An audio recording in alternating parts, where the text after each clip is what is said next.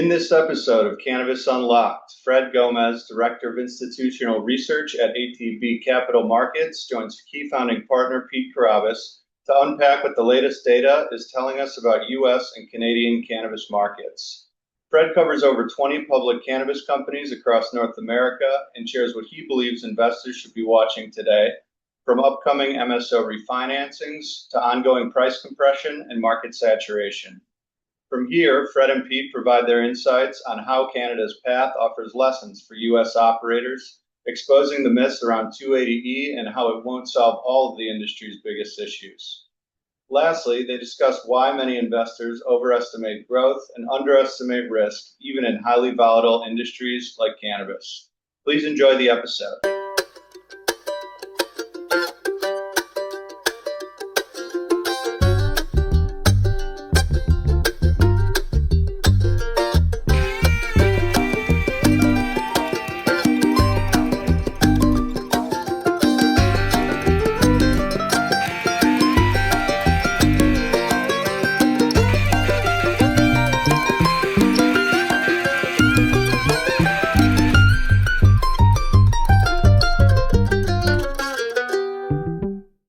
Hey, everybody. Welcome to the latest episode of Cannabis Unlocked with Key Investment Partners. I'm your host, Pete Karabas, and today we have Fred Gomez, Director of Institutional Research at ATB, joining us on the podcast.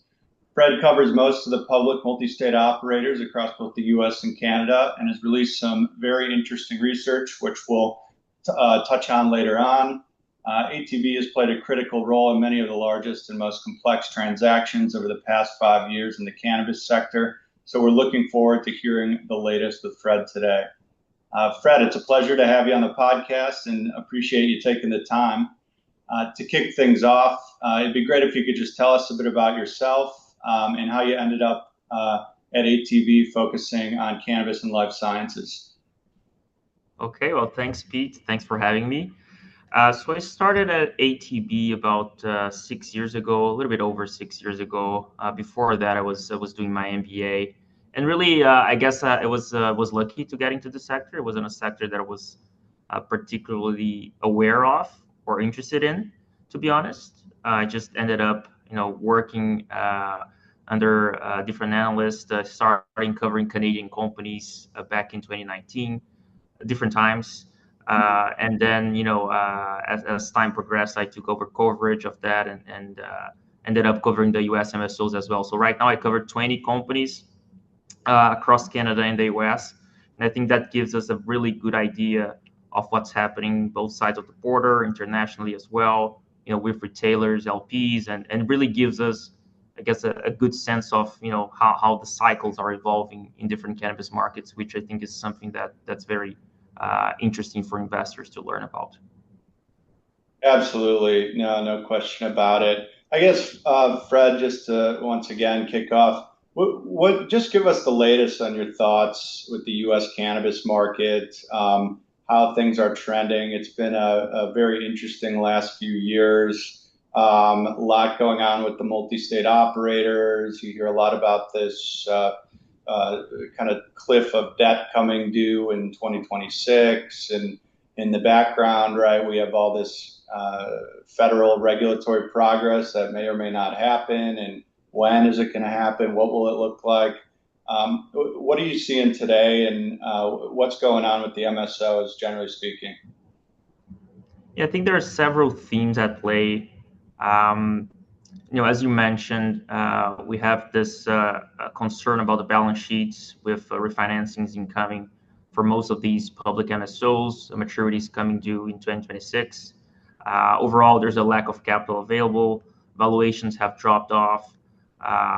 You had expectations for regulatory change that did not materialize last year, specifically Florida legalization and rescheduling, and that impacted sentiment in the sector quite substantially. And we see that in the valuations today. But I think the most important thing is, have several factors, but the most important thing is there's really a fundamental issue with the MSOs right now. First, in terms of growth, what you see is that many companies are actually reporting revenue decreases and that is a function of number one, we don't have a lot of new states turning legal, so you're sort of trapped in the existing states, and these states are seeing price compression. And Mhm. so even though you have volumes increasing, you have, I think the consumer demand, the underlying demand is very strong for cannabis products. It's only increasing, and so you see volumes increasing. At the same time, you have price decreases, and that is impacting the revenue for these companies. And then secondly, because of the price compression and the whole situation in terms of the competitive environment, you're also seeing an impact on margins. So we like to talk a lot about regulations, which I think are very important, a very important part of the scenario here, how you look at the sector, because it is very material. But at the same time, there are fundamental issues here for some of these companies. They have to face that. They have to be very efficient operationally to deal with those challenges. And those challenges don't go away. If we get rescheduling, for example, you're still going to be facing a lot of competitive pressures because there are many companies competing for the same market. Yeah, that makes a lot of sense. Now we're definitely seeing the same dynamic too, which is interesting. Increasing demand everywhere, but even, I'd say price compressing across almost all states, even the more mature states like the Californias and the Colorados of the world. You'd be surprised. We at least were surprised to see just continued downward pressure on prices. But um, ultimately, Fred, how do you think the MSO, like what is the winning, you covered 20 of these companies. What is a winning strategy to dealing with all these dynamics at play? Yeah, I think Canada is a good example Mhm. because I do think that Canada offers a good framework how to think about some of these markets in the US that are newer. Um, and I think what we saw in Canada was that investors expected the market to consolidate much faster than it actually happened. In fact, it hasn't consolidated yet in Canada. Mm. And so, the companies, they can last longer, they can adapt, they have different options to survive these sort of tough conditions. And so the market remains very competitive and fragmented. And so I guess to deal with that, I think companies, need to focus first on balance sheets. Now, obviously, now it's a hard thing to deal with because many of these balance sheets are leveraged. But in the first place, they should not have favored that much. They should not have counted on the growth. They should have been more prudent in terms of getting that in the balance sheet. I think some companies did that, but most of the sector did not. And so it is very important to not over leverage and really privilege the equity, I would say. And then second, I think it's the operating efficiencies. I mean, obviously, hindsight is 2020, but what we saw in the pace of growth in 2020, 2021, partly driven by, I guess, COVID spending, the COVID checks. And so these companies invested a lot, expecting growth. They really bloated their SG&A structure. And I think some were faster in realizing that the growth did not materialize. They were faster in cutting costs. So you need to be very agile to deal with these market conditions. And so some companies did that. They cut costs faster. And so they were able to, I guess, show more resilient margins. And some companies, they took their time and they were late, in my view, in doing so. Right, right, right. No, definitely have seen that, and certainly even with some of the smaller companies in the private markets that we're a bit more familiar with. So that makes a ton of sense. Uh, Fred, in that sense, if you're a retail investor for that matter, and you're evaluating, okay, you want to put some capital in one of these multi-state operators, what are you looking at specifically? Is it, what are the top three things you're looking for? Yeah, so I would say number one, balance sheet. Balance sheet is king. You wanna see the company that has the liquidity to survive. You want to see the company that has the liquidity that they're not going to be diluting their shareholders, right? So that's number one. I guess the second point would be cash flow generation. Now, it's not easy, especially in the US, because of the 280 issue, to find companies that are free cash flow positive, even while paying their taxes, if they were paying their taxes, which most of them are not. But I think that's very important. You need to be generating cash in this environment, and especially,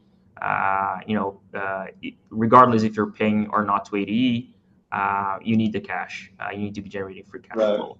And then second, I think scale and diversification are important. You don't want to be stuck in a given market that because of these cannabis cycles, as I mentioned. If you think about the cannabis market, uh, these cycles are actually very predictable, the way that they play out.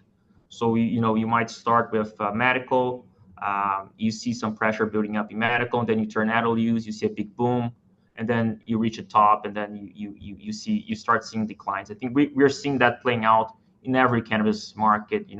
New Jersey, Illinois, Ohio. Think about Florida. Like you mentioned, California, Colorado, Michigan. So every cannabis market we see sort of the same cycle. Canada is one as well. So if you are concentrated in only one market, you need to be very, very good, right? And I think the MSOs, the large scale MSOs, they have an advantage where, because you're exposed to different markets, you have different cycles in each market. And so as the market is coming down, you have another going up. I think that's also important. Yeah, no, that makes a ton of sense. It's got to be hard to juggle a bunch of different markets. Hard to juggle one when you think about it. Let me ask you this. Hypothetically, let's say 280E goes, rescheduling happens, 280E goes away. What does that do if we even just talk about the MSOs to pricing across the US? How does that work out? I mean, obviously they have some of these companies have paid their taxes. Some of them have very large and significant tax liabilities, but do decreased taxes for the whole industry, does that further drive down prices, or how do you even think about that? I think it does. I think Yeah, it does. I think, yeah. So yeah, I think it's an interesting question. It's a question that back when the rescheduling process started, and actually when the HHS recommended the rescheduling, that was a key question that investors were asking. And my view is that the reason why you see price compression, obviously, it's because there is a lack of differentiation. There are too many companies, and there's a lack of differentiation. There are too many products, too many brands, and rescheduling does not solve that problem, that right. fundamental issue. And so, because of that, I do think that it would be very positive for the industry if you get rescheduling. Cash flows would definitely improve. Cost of capital would definitely decrease. But at the same time, over time, as the competitive environment remains the same, because the sort of fundamental issue, the core issue of lack of differentiation stays the same. I think you would see price compression going down further, and so margins would come down. Yeah, right. No, I would tend to agree with you there, and certainly the way things are trending, that would make a lot of sense too. I guess that leads nicely into one of the pieces of your research that I wanted to pull up here. Um, and it's on this topic exactly here. So if we go to pull this up.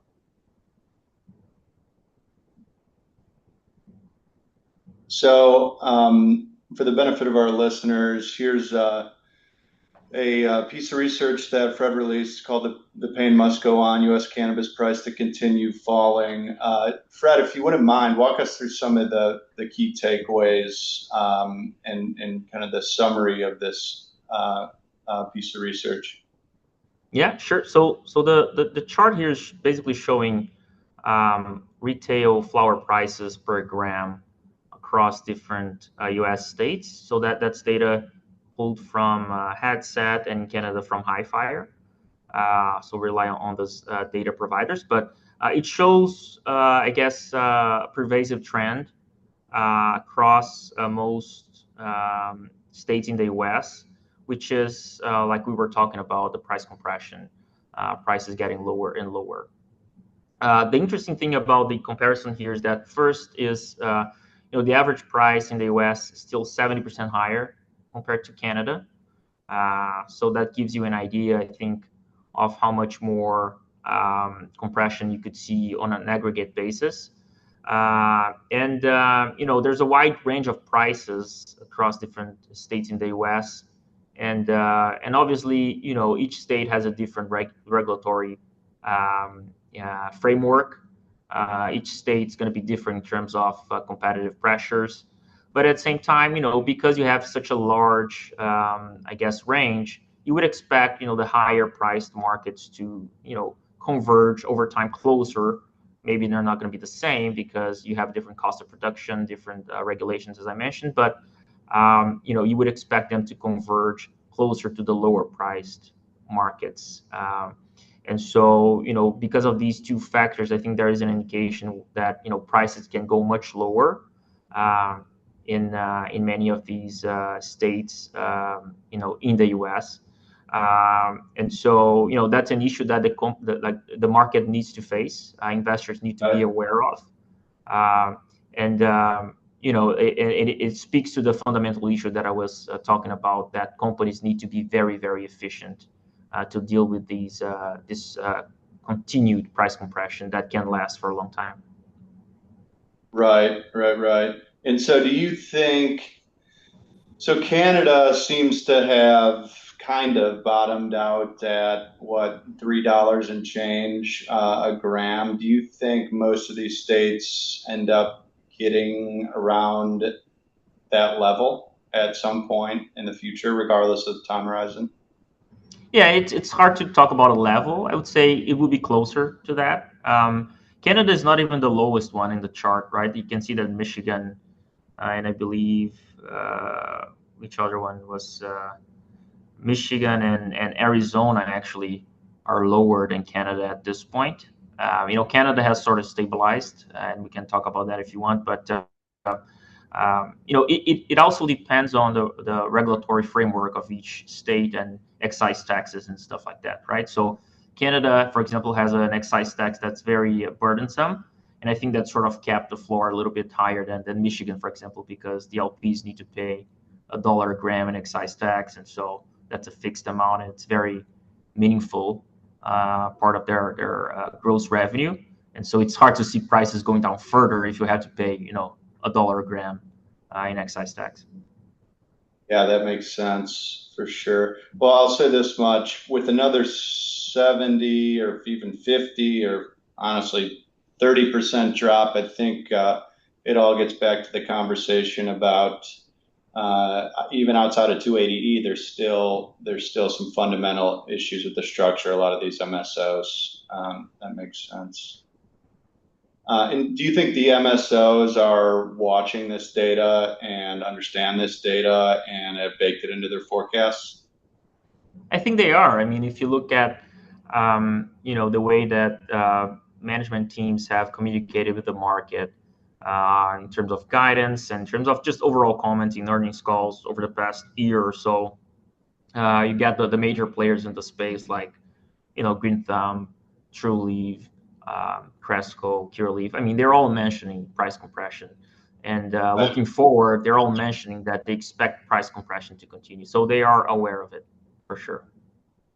Absolutely. And Fred, I'm going to switch right over because you and I have talked about this other chart you prepared, which I thought was really interesting. And let me just pull it up here. Just see the other one pop up? Yes, I can see that. Great. Yeah, and so you and I had talked about, and I'd say this is just a heavily debated topic, right? Regardless of who you talk to in cannabis, and certainly on the retail side of things. But when you think about where, let's call it your average dispensary ends up over time from a total sales perspective, what that looks like. It's continually trending down. A key we've talked about to most dispensaries, of course, the one on Main Street and in the middle of Chicago or Los Angeles or Manhattan are going to have different forces at play, right? But your average dispensary, we've talked about that ending up, are they $2.5 million stores, $3 million stores? What are your thoughts there? Yeah. Again, I think it's hard to say, it's going to stabilize at one given point. Obviously, if you have a limited license market, it's going to be very different from an unlimited license one. And then you have medical against, versus LUs. So different markets. But the trend is clear. I think it has room to fall much more, because it's just natural. I mean, again, cannabis cycles playing out. You start a market, and obviously you start with a number of stores, and that number of stores increases over time if you're issuing licenses, and the retail market gets saturated because of that, and so you see lower sales per store. Again, if you look at every market, that's the way that has been playing out. I'm not aware of a market where, unless you have, a limited license structure, that you don't issue licenses anymore. But that would be a protected market. If you have a market that you see the number of stores increasing, you're going to see sales per store decreasing, and so companies have to deal with that change in economics, in unit economics, and also thinking about M&A, right? I mean, you see many companies, acquiring stores, or when you're thinking about multiples, when you're thinking about what's the sort of pro forma, revenue adjusted EBITDA that I can get from this store, you have to think about how the market is going to evolve in 1-2 years, and how the cycle could play out in those markets. Absolutely. No, it's interesting. It's interesting, especially, with us and some of our portfolio companies, we're always trying to, I think it's, when you think about it in a state where, it's not limited license, some of these dispensaries have gotten to the point where, sales compression is such that you kind of ask yourself, well, what is the right price if you are going to acquire them? And so, it's like I said, it's definitely been a heavily debated topic on our side, and I think your answer is consistent with what we've reached at Key, which is it's really dependent on state, and it can get very, very low on a per store basis, especially in states that do not have a license cap. But I'd have to believe too, over enough time, like you see with a lot of other license structures, not in cannabis. Even the limited license states will at some point issue additional licenses in some form, right? But that's a little bit of a longer time horizon, I suppose. Yeah, I think it's a reasonable assumption that over time, these markets get less restrictive. I think that's sort of a general trend, right? So you issue more licenses, you allow more product formats, and so if you think about new licenses that at the retail level, that means the market is going to become more competitive. You're going to see lower sales per store, and it's not only lower sales per store, but just think about the margins as well, the retail margins, right? Right. So on the public side, you see many of the MSOs with 50%, even some MSOs with 60% gross margins, and when you compare to markets that are more saturated, like Canada, you have low 20s gross margins. You have the large retailers surviving and actually being profitable with low 20s gross margins. And so that's sort of Right. um, the sort of thinking that you need to be very cost efficient to operate with those margins. I think MSOs need to become more and more cost efficient to survive that environment. Absolutely. Yeah, that's going to be critical. it's going one direction. So you got to have the cost structure to support what is eventually going to be the end state. Cool.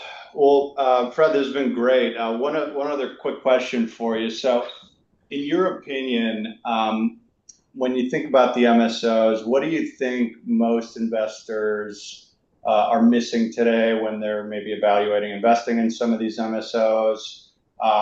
We touched on some of the most important things to look for, but what's kind of the next step after that, in your opinion, as someone who spends the day really understanding the very nitty gritty details of all these companies? Yeah, so I think many investors in this space, I think what they got wrong, and some of them still get wrong, and I'm obviously a part of the sector as well, so I've been riding the wave to the downside here. But it is the fact that you can believe in the cannabis industry in terms of it's a real industry. You can believe in regulatory change, and you can believe that the sector is going to grow. You have 30 billion in sales, it's going to grow to 100 billion, the market's going to become legal eventually, et cetera, et cetera. So it's a great opportunity, but that doesn't mean that you're going to make money investing in the sector, right? So you need to be very careful, and you need to choose the winners. So cannabis overall is going to win. I think that's a real industry, and eventually we're going to get regulatory reform, and it's going to be a very big industry. It's going to grow a lot. But how do you take advantage of that growth? And you cannot just bet on the sector. So that doesn't work. You need to bet on specific companies, and so you need to really pay attention on the balance sheets, management teams, etc. So I see many people saying, "Oh, I believe in cannabis," and just hoping for the sector to come back. But I think you need to be very Right. company specific when as an investor. I totally agree. Yeah, it's not one of these like, buy the top 10 companies by market cap and wait and see what happens over the next 10 years. I totally agree. It's very company specific, even management team specific too. Who, like you said earlier, right? So almost everybody overhired, had excessive costs, was expanding rapidly in 2020 and 21, et cetera. But the ones who really are in a far better position now it came down to the speed at which they realized they were going to have to change their cost structure. So, okay. Well, Fred, this has been great. Appreciate you coming on. One last thing. So if anyone wants to subscribe to your research, how do they do that? Well, they can send me an email, fgomez2@atb.com, and we can chat. Awesome. fgomez2@atb.com. Well, thanks again, Fred. It's a pleasure having you on the Cannabis Unlocked podcast here, and looking forward to staying in touch here. And it's going to be an interesting next 6 to 12 months at the very least. So looking forward to it. It's never boring. Okay, appreciate it, Pete. Thanks. All right. Bye bye.